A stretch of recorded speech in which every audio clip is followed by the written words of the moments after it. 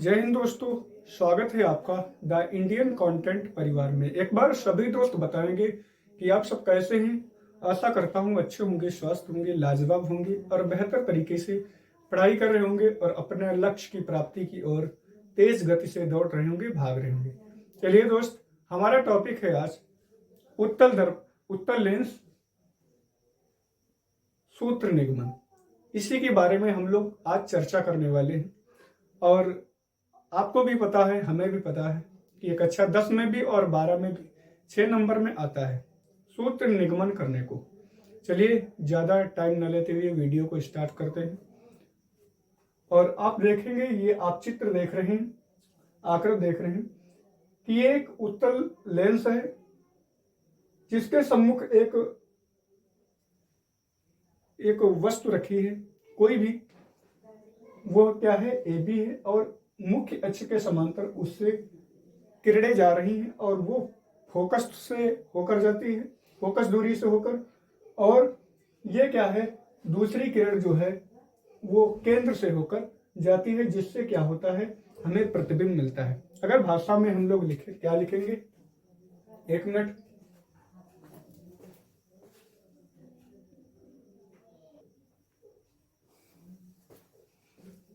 चलिए क्या करते हैं, सबसे पहले हम लोग देखते हैं, इसके बारे में लिखते हैं। माना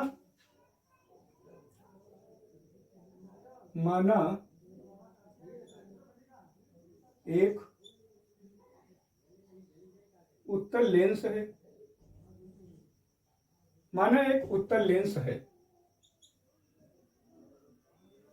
जिसका केंद्र क्या है, पी है, सॉरी ओ रख लेते हैं, जिसका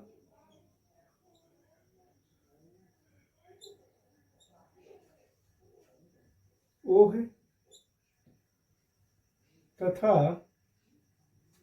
फोकस दूरी एफ है। फोकस दूरी एफ है। फोकस दूरी क्या है, सॉरी, फोकस दूरी नहीं, मुख्य फोकस है, क्या है, तथा मुख्य फोकस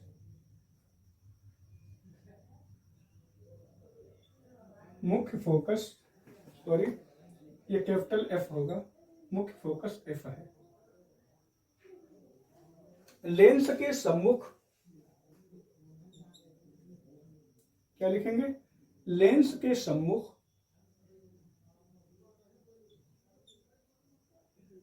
एक वस्तु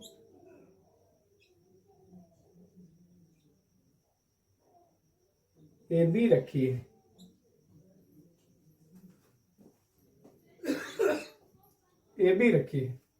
जिसके शीर्ष से एक मुख्य अक्ष के समांतर किरण चलती है। जिसके शीर्ष से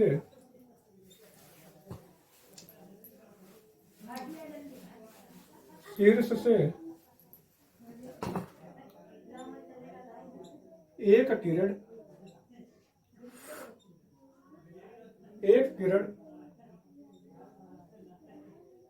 मुख्य अक्ष के समांतर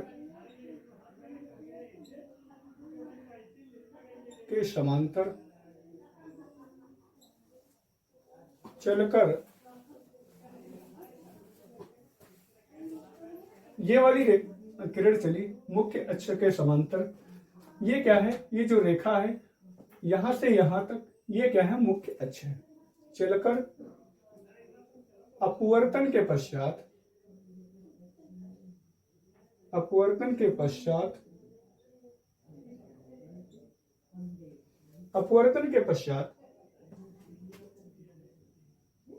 मुख्य फोकस से होकर गुजरती है। फोकस से होकर गुजरती है, मुख्य फोकस से होकर गुजरती है। तथा दूसरी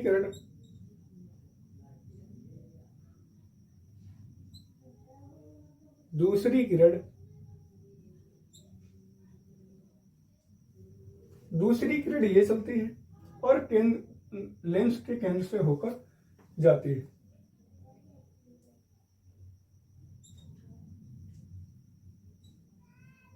केंद्र से होकर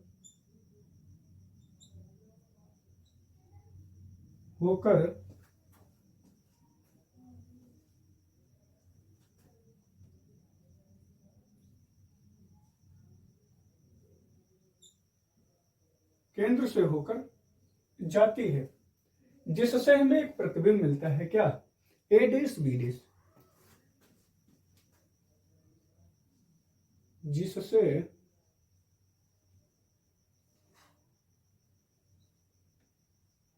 जिससे वस्तु का प्रतिबिंब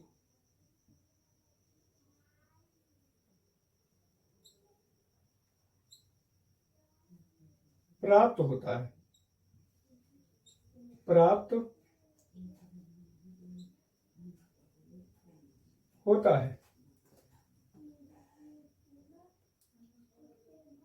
क्या होता है? ए बी लिख लेना।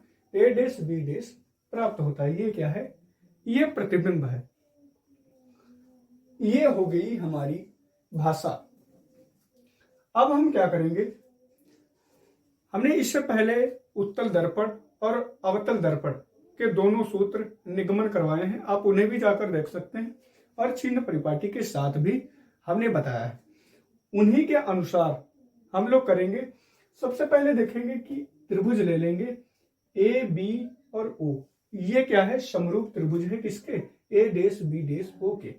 जैसे कि हम त्रिभुज बना दें यहां पर, ये क्या है? ये ए और ये बी और ये ओ। वैसे ही त्रिभुज ऐसे बना है, ए डैश और बी डैश और ओ, ये भी ओ है। इस प्रकार से बना है। ये क्या है? आपस में त्रिभुज क्या है? समरूप है। इसलिए हम इन्हीं में देखते हैं और इन्हीं पर चलते हैं। लिखिए त्रिभुज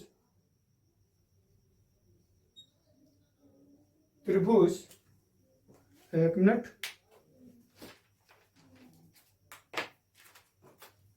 त्रिभुज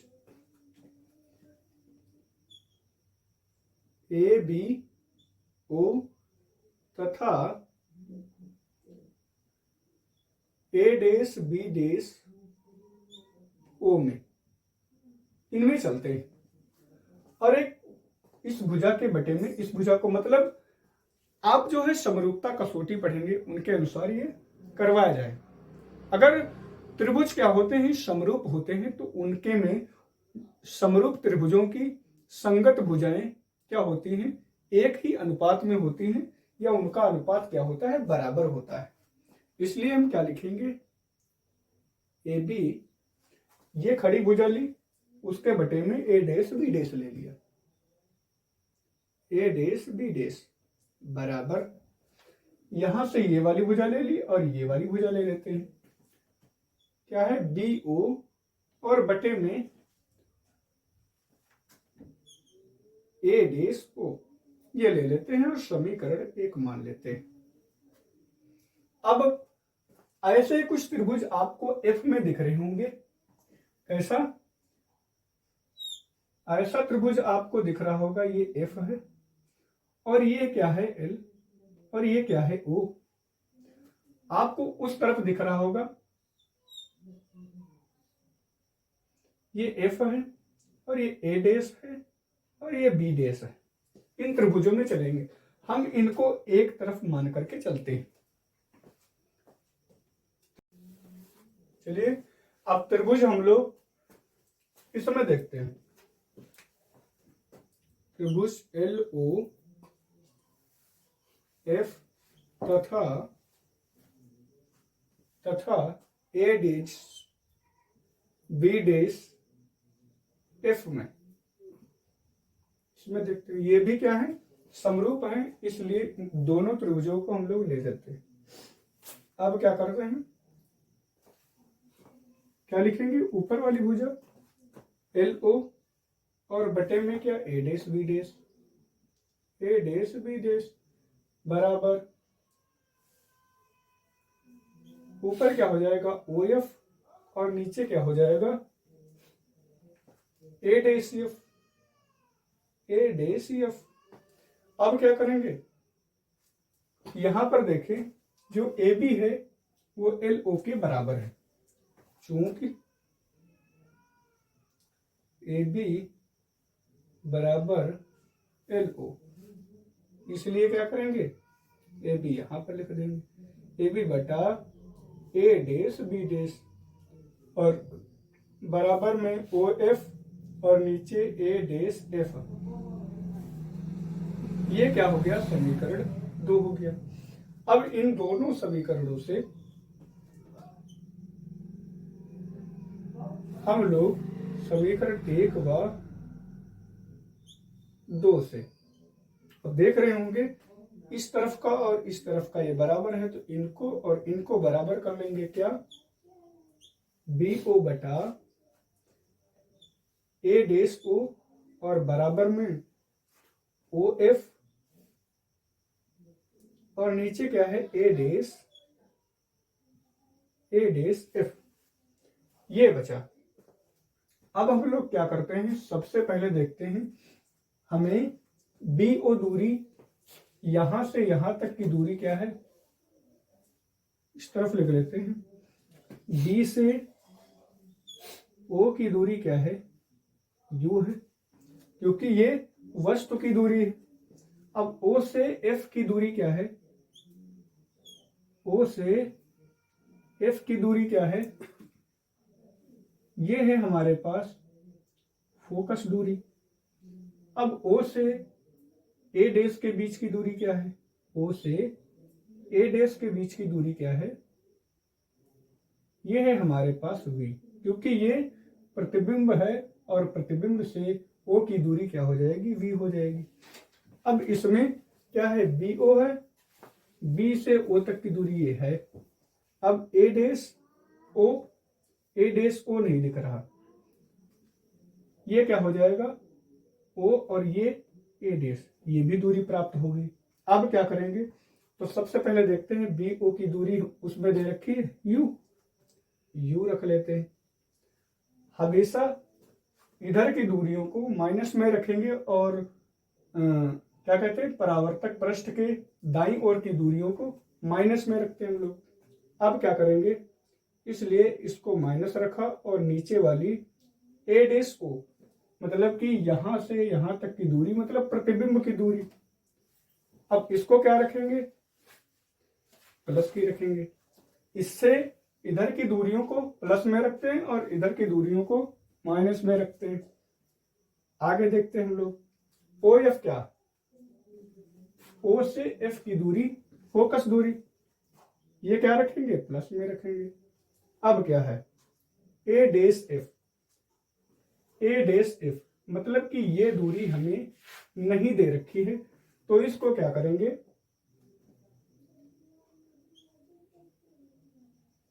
ओ ए डैश से माइनस कर देंगे क्या, ओ एफ को। अगर ये दूरी हमारे पास नहीं दे रखी है तो पूरी दूरी से अगर हम ये दूरी माइनस कर दें तो क्या दूरी आएगी, ये वाली दूरी आ जाएगी। फिर हम क्या करेंगे, माइनस का यू और ये हो गया प्लस का वी और इधर क्या हो गया एफ। ओ ए डैश क्या हो गया, ओ से ए डैश की दूरी क्या हो गई, एफ हो गई, और एफ ओ की तरह हो गया, एफ ओ यहां से यहां तक की दूरी, ये हो गई हमारी एफ। लेकिन ओ और ए डैश, क्या ये एफ ही रहेगी, नहीं रहेगी, ये क्या हो जाएगी, ओ से ए डैश की दूरी प्रतिबिंब की दूरी है, क्योंकि यहां से प्रतिबिंब यहां पर बन रहा, तो ये क्या होगा, ये वी होगी। अब उधर की दूरियां सभी प्लस की रखेंगे, लेकिन ये बीच में माइनस था तो माइनस आ गया। अब क्या करेंगे, इनके हर बराबर कर दीजिए, इधर का इधर और इधर का इधर, या कैंची का गुणा कहते हैं। यू का पहले वी से करिए, यू और वी हो गया। अब क्या करेंगे, यू का गुणा एफ से करिए, माइनस माइनस दोनों के सामने तो प्लस हो गया, यू एफ हो गया। अब क्या करेंगे, एफ वी v को इधर लाएंगे तो गुणे में हो गया, ये क्या हो गया एफ वी।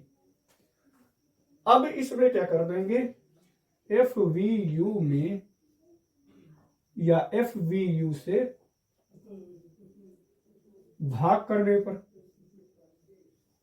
भाग करने पर अब क्या करेंगे माइनस यू वी, ये एफ वी यू तीनों से भाग कर दिया, प्लस क्या है यू एफ है, यू एफ नीचे क्या कर दिया हमने एफ वी यू से भाग कर दिया, आगे बराबर में क्या है एफ वी है, ये एफ वी हो गया और नीचे एफ वी यू से भाग कर दिया हमने। देखो U V cancel, U F और U cancel, F V cancel. अब क्या हो गया माइनस का 1/एफ और बराबर में इधर देख लीजिए प्लस का 1/वी बचा। अब बराबर में इधर क्या हो गया ये बचा 1 इधर और नीचे बचा यू। अब ये माइनस का है तो उधर ले जाइए और ये इधर ले आइए, 1/वी और ये बराबर के इधर आया तो माइनस का हो गया प्लस का था, और ये माइनस का इधर है बराबर के इधर क्या हो जाएगा प्लस का हो जाएगा। ये क्या हो गया आपका सूत्र निकल करके आ गया। हम आशा करते हैं ये सूत्र आपको निगमन करना बहुत ही आसानी तरीके से समझ में आ गया होगा, और ये बहुत ही महत्वपूर्ण टॉपिक था जो आपके लिए बहुत ही इंपॉर्टेंट जरूरी भी था। चलिए हम आशा करते हैं ये चीजें आपको बहुत अच्छे से क्लियर हो गई होंगी, और मिलते हैं अगले वीडियो में। तब तक के लिए जय हिंद जय भारत।